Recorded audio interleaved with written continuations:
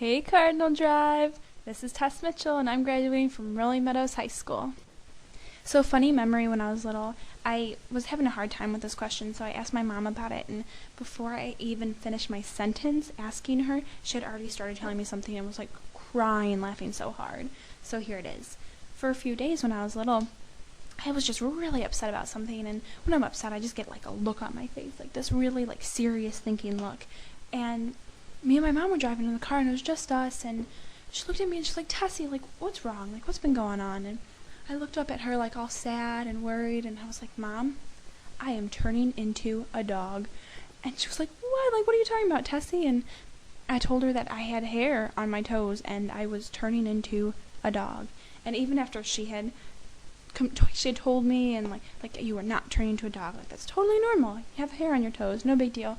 I didn't believe her. I seriously thought I was turning into a dog. My favorite youth group memory is actually the funniest story I know. Every time I tell it, I get tears from the person I'm telling because they were laughing so hard. It actually happened this past Honduras trip.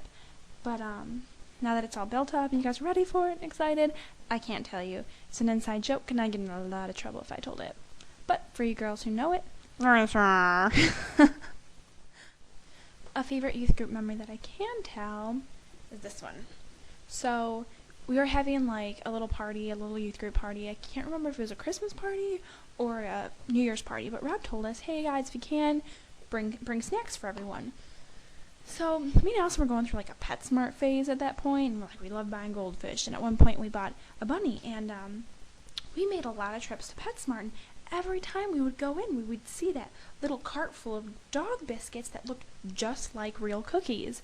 And if you haven't seen them before, they look like real cookies. These had like the little the Keebler Elves, and I think they had like the Christmas cookies, and like they have the sugar. Like it looks delicious and like super tempting. And so me and Allison kept telling ourselves we are gonna buy those, and we were like, hey, this is the perfect chance. So we bought like a huge bag of them.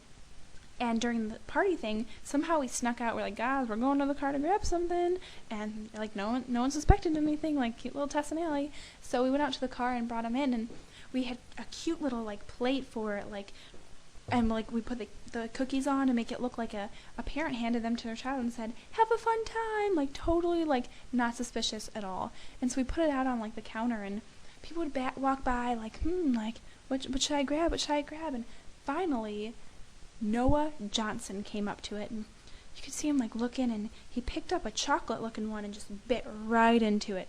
And as soon as he bit down, he spit it out everywhere and was like, guys, that's a dog cookie, and like totally freaking out. And so me and Allison, like completely playing along, we just looked at him and we're like, Noah, you're crazy. And like everyone was like, no, it's not, like no, and no one believed him. And for the longest time he had to sit there and say, guys, no, smell it. So yeah, it was a good time, and like no one found out it was us. It was pretty awesome. So Noah Johnson, if you're listening to this, sorry. Definitely one of my biggest influences has to be my mom. She's always there for me, and you can tell how much she cares for her children, just how hard she works for us, and she has such like a caring heart, even like wherever we go. She shows that, and that's just an amazing example for me to live by.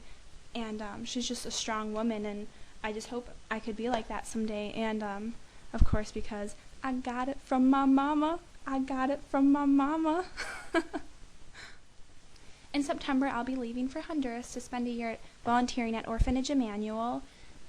I felt a really strong pull to do missions after high school, and after this past summer spending time in Honduras, that's where I really felt a calling, so I decided that's where I wanted to be. After that, I'm not really sure where I'm going to be going to school. I know I'll continue my education.